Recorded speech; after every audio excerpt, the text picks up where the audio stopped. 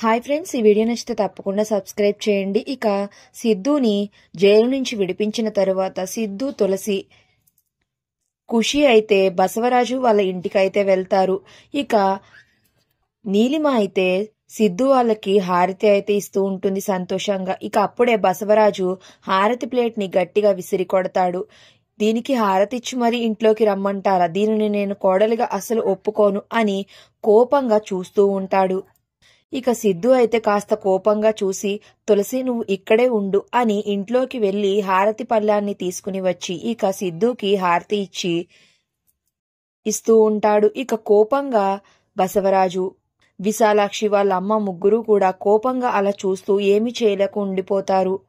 ఇక సిద్ధు, ఖుషి పాప, తులసి అయితే కుడికాలు ముందు పెట్టి ఇంట్లోకి వెళ్తూ ఉంటారు.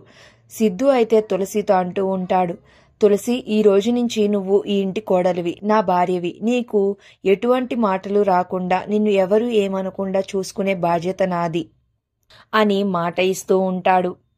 మరి ఇక మీదట తులసి ఎన్ని అవమానాలు ఎదుర్కొంటుంది అనేది నెక్స్ట్